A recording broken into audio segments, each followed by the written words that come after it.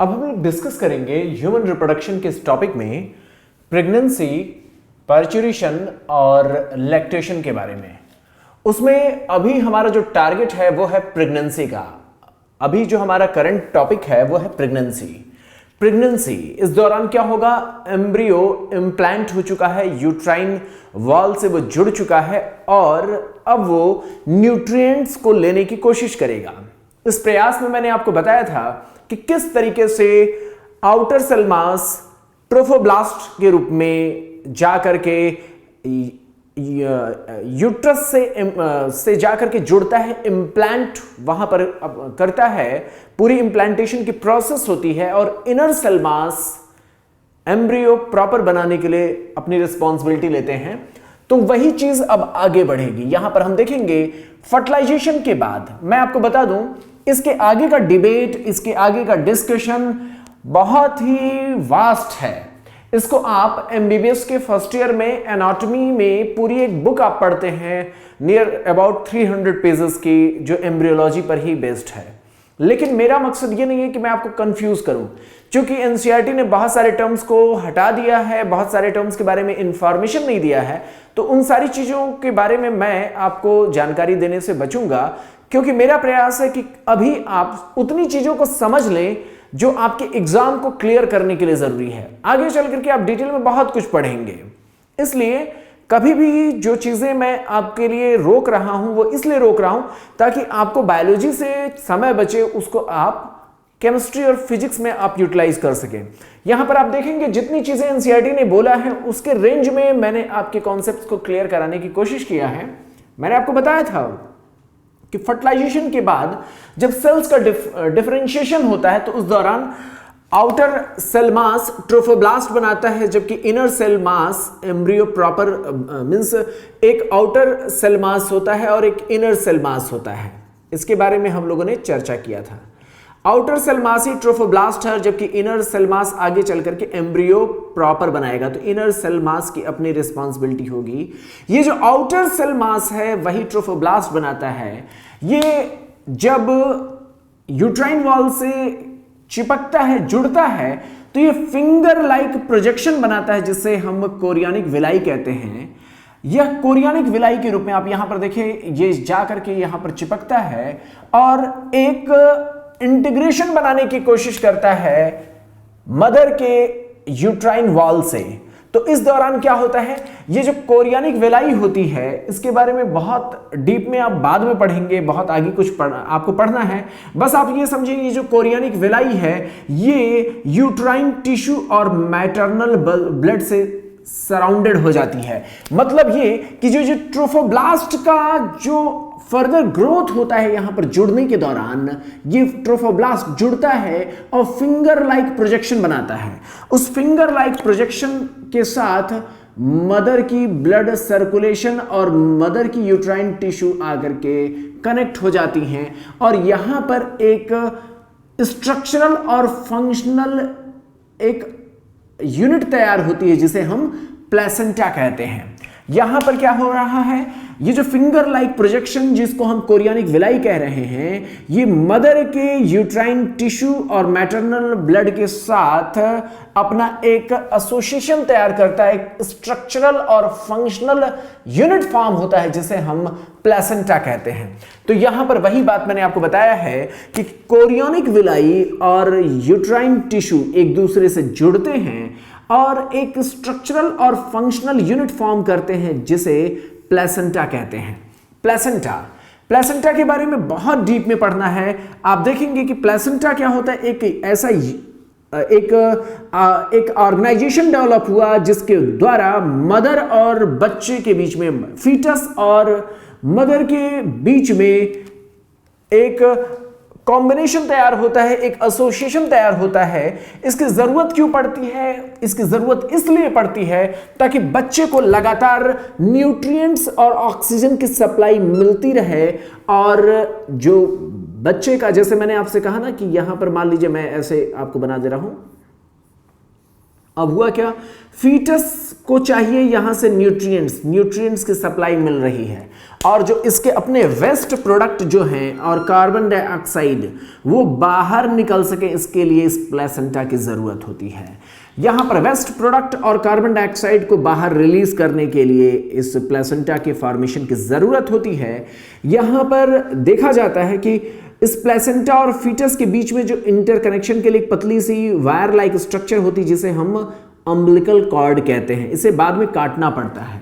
एक पॉइंट बहुत ही इंपॉर्टेंट है कि यहां पर एक स्ट्रक्चरल और फंक्शनल यूनिट डेवलप तो हुआ, लेकिन यह कुछ इस तरीके से होता है कि मदर का ब्लड फीटस के ब्लड से इंटरमिक्स नहीं होता। यहां पर फीटस और मदर के ब्लड में इंटरमिक्सिंग किसी भी तरीके से नहीं होती है, बस यहां पर एक्सचेंज होता है, लेकिन कभी भी मदर और फीटस के ब्लड में इंटरमिक्सिंग नहीं होती है।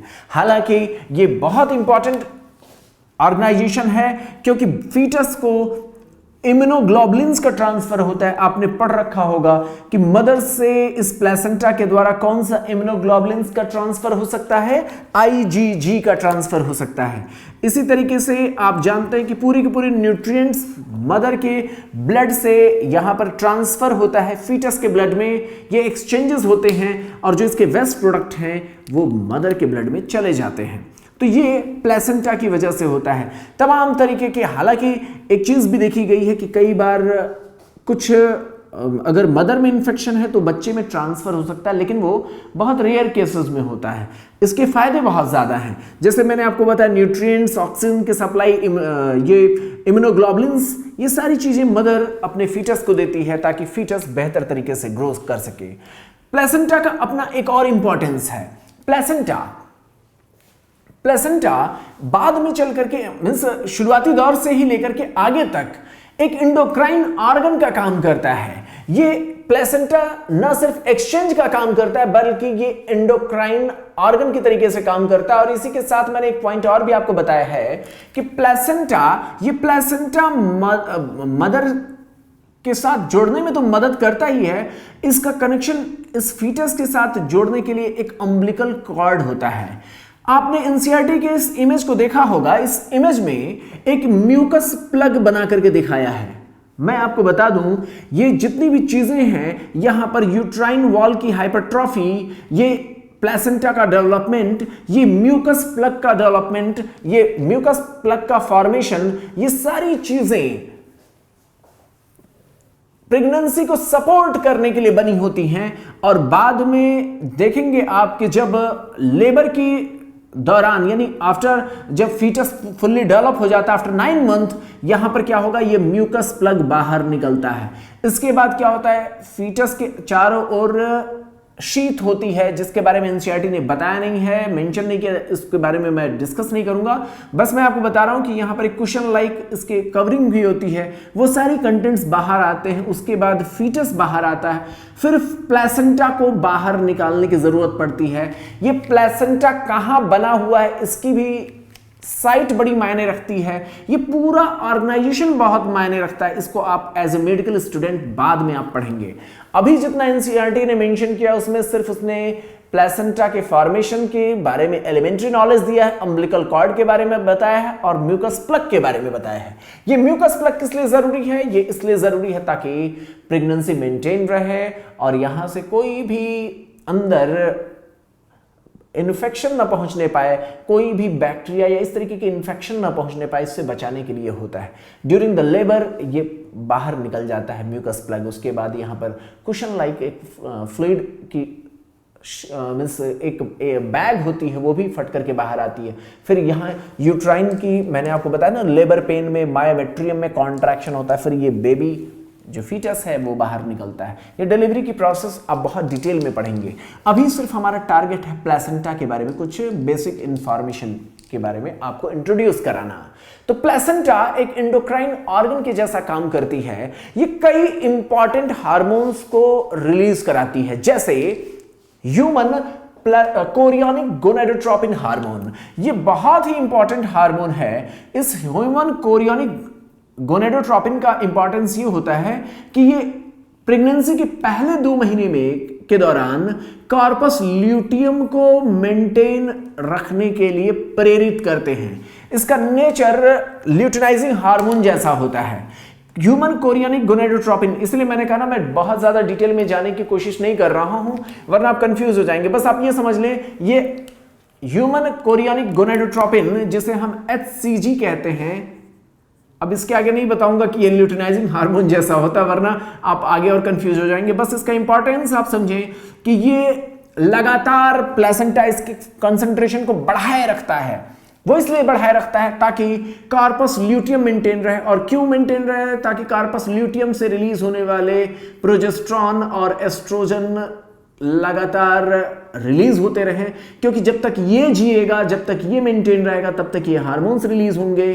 तो शुरुआत के पहले 2 महीने तक कार्पस ल्यूटियम मेंटेन रहे, इसलिए HCG मदद करता है। ये मदद क्या करता है? इसको मेंटेन रखता है कि कार्पस ल्यूटियम अलाइव रहे, जीवित रहे। इस तरीके से जब ये जीवित रहता है तो प्रोजेस्टेरॉन और एस्ट्रोजन हार्मोन रिलीज करता है। इस प्रोजेस्टेरॉन हार्मोन का इंपॉर्टेंस है कि ये यूट्राइन वॉल की थिकनेस को, यूट्राइन वॉल के ग्रोथ को मेंटेन रखता है, उसको प्रोलिफरेशन में मदद करता है, उसके मेंटेनेंस में मदद करता है।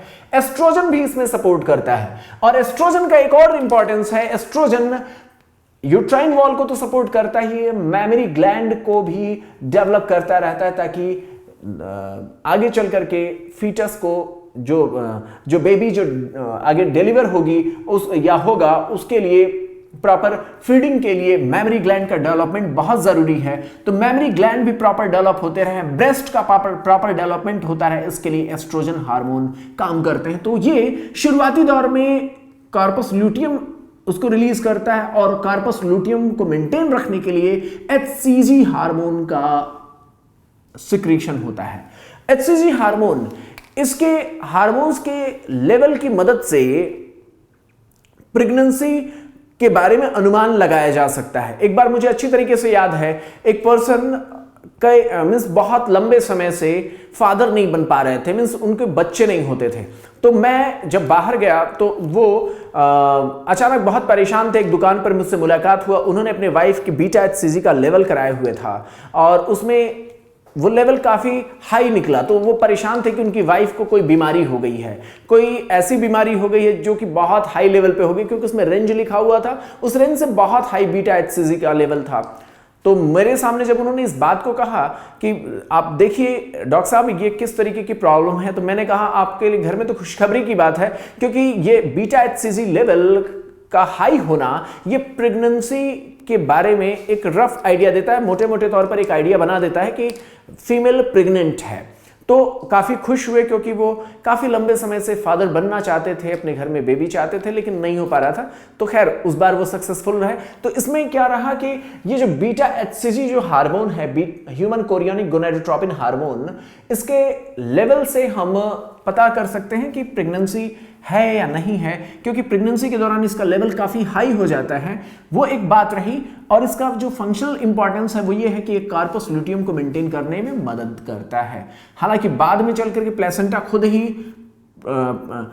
प्रोजेस्ट्रोजन और एस्ट्रोजन हार्मोन्स को खुद ही रिलीज करने लगता है, तो इसलिए बाद में चल करके कार्पस ल्यूटियम की उतनी ज़रूरत नहीं रह जाती, ये खुद ही उन हार्मोन्स को रिलीज करने लगता है। इसके अलावा ये प्लेसेंटा आगे चल करके ह्यूमन प्लेसेंटल लैक्टोजन को रिलीज कराता है, HPL। तो ये किसको रिलीज कराता है? HPL को। तो ये आगे चल करके ह्यूमन प्लेसेंटल लैक्टोजन को रिलीज कराता है। इसका भी इंपॉर्टेंस क्या है? ब्रेस्ट का डेवलपमेंट, ताकि मिल्क का प्रोडक्शन मींस मदर के वॉर्म में, मदर के यूट्रस में बेबी का तो डेवलपमेंट हो ही रहा है, फीटस का डेवलपमेंट हो ही रहा है।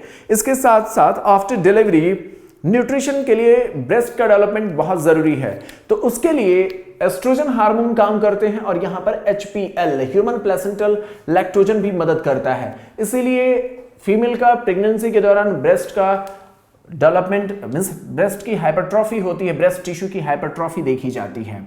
ब्रेस्ट के टिश्यू मीन्स काफ़ी डेवलप होते हैं। वो इसलिए ताकि आगे डिलीवरी के बाद फीटर मीन्स बच्चे को प्रॉपर न्यूट्रिशन मिल सके, इसलिए ये ज़रूरी होता है। तो यहाँ पर हमने बात किया था एस्ट्रोजन और प्रोजेस्टेरॉन। पहले ये कौन रिलीज करता है? Corpus luteum.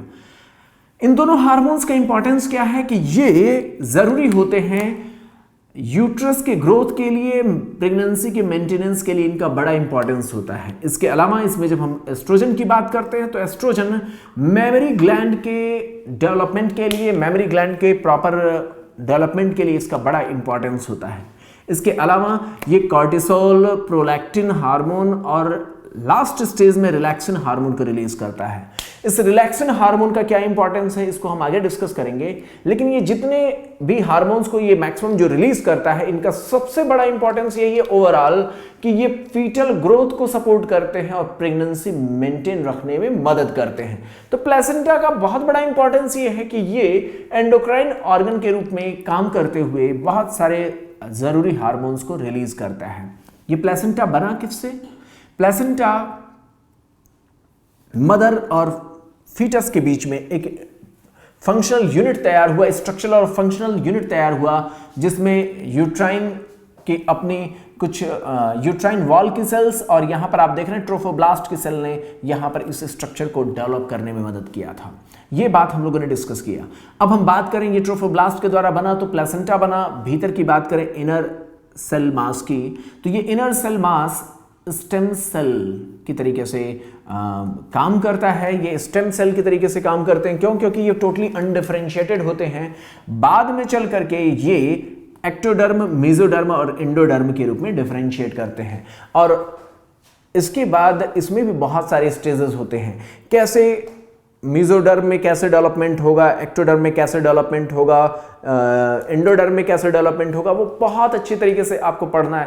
पूरा 3 to 4 मंथ्स का पूरा एक शेड्यूल होता है एम्ब्रियोलॉजिकल डेवलपमेंट का। उसमें आप देखेंगे कि किस तरीके से कौन से पार्ट्स एक्टोडर्म से डेवलप होते हैं, कौन से मेसोडर्म से, कौन से एंडोडर्म से। चूंकि आपको एनसीईआरटी ने मेंशन नहीं किया इसलिए हम उसके डीप में नहीं जाएंगे।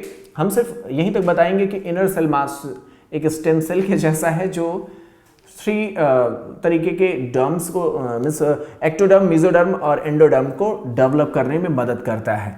अब यहाँ पर जब बात करते हैं तो धीरे धीरे करके जब एम्ब्रियो का डेवलपमेंट शुरू होता है तो इन्हीं एक्टोडर्म और मेसोडर्म और एंडोडर्म से बॉडी के पूरे मैक्सिमम जितनी भी डेवलपमेंट होती है वो इन्हीं की वजह से होती है। और अल्टीमेटली देखा जाता है कि एम्ब्रियो का डेवलपमेंट आगे चल करके फीटस का डेवलपमेंट प्रॉपर होने लगता है। और 1 मंथ के बाद बच्चे में सबसे पहले हार्ट के डेवलपमेंट को हम महसूस कर पाते हैं, क्योंकि हार्ट की बीट को पहली बार हम सुन पाते हैं। तो आफ्टर 1 मंथ हार्ट की बीट स्टेथोस्कोप के द्वारा सुनी जाती है। तो ये पहली घटना ऐसी होती है जिसके द्वारा हम कंफर्म हो जाते हैं कि फीटस प्रॉपर कंडीशन में डेवलप कर रहा है। स्टेथोस्कोप की मदद से हम उसे सुनते हैं।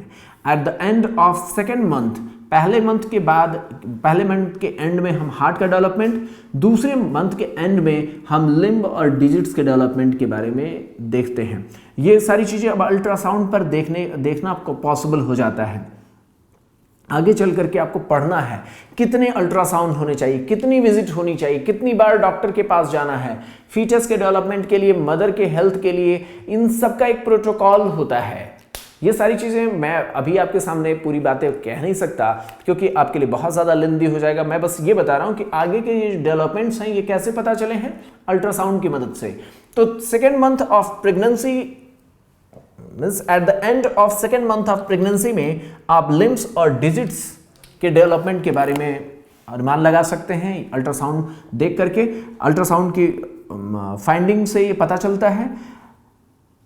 3रे मंथ के एंड पे यानी eight the end of 12 weeks यानी फर्स्ट ट्राइमेस्टर के एंड में मेजर ऑर्गन सिस्टम डेवलप हो जाते हैं। तो अधिकतर जो ऑर्गन सिस्टम हैं वो डेवलप हो जाते हैं at the end of 12 week या फर्स्ट ट्राइमेस्टर। आप समझ सकते हैं अधिकतर ऑर्गन सिस्टम डेवलप हो चुके होते हैं। 4th मंथ की लास्ट में क्या होगा उसके बारे में कोई आइडिया नहीं मिलता है। 5th मंथ के बारे में फिर एनसीईआरटी ने मेंशन किया है। ड्यूरिंग 5th मंथ क्या होगा, लिम्स प्रॉपर मूव करते हैं, बच्चे की हलचल समझ में आती है। ये बहुत बड़ा डायग्नोसिस का एक डेवलपमेंटल मींस एक तरीके से जब हम मदर से जब हम बात करते हैं, किसी प्रेग्नेंट लेडी से बात करते हैं एज ए डॉक्टर, तो हम पूछते हैं कि बच्चे का मूवमेंट कब पता चला था, और उसके द्वारा हम पता करते हैं कि बच्चा मां के यूट्रस में प्रॉपरली सही तरीके से ग्रो कर रहा है या नहीं कर रहा है। उसका अनुमान इसी बात से लगता है कि बच्चे ने अपने लिम्स का मूवमेंट पहली बार कब किया। ये ड्यूरिंग 5th मंथ होना चाहिए लिम्स का मूवमेंट। हालांकि आगे और इसके साथ जुड़ी हुई और बातें हैं कि बॉडी हेयर्स इसी दौरान फॉर्म होते हैं और बच्चे का लिम्स का मूवमेंट 5th मंथ पे आ जाता है। 6 मंथ के एंड पे जब हम बात करते हैं, 6 मंथ के एंड पे तो फाइन हेयर्स का डेवलपमेंट होता है, आईलिड सेपरेट हो जाते हैं, आई लैशेस फॉर्म हो जाते हैं। तो आईलिड्स सेपरेट हो जाते हैं, आई लैशेस कब फॉर्म होते हैं? At the end of 6 month. Eight the end of 9 month, ये सारे डेटा इंपॉर्टेंट है, फीटस फुल्ली डेवलप हो जाता है और अब वो तैयार हो जाता है यूट्रस से बाहर निकलने के लिए। तो अगले लेक्चर में हम देखेंगे पार्चुरेशन के बारे में और लैक्टेशन के बारे में। हम देखेंगे फीटस को कौन से हार्मोनल रेगुलेशन फीटस को बाहर एक्सपेल करने के लिए रिस्पॉन्सिबल होते हैं, कैसे पार्चुरेशन होता है, कैसे लैक्टेशन होता है, उन सारी बातों को हम नेक्स्ट लेक्चर में डिस्कस करेंगे।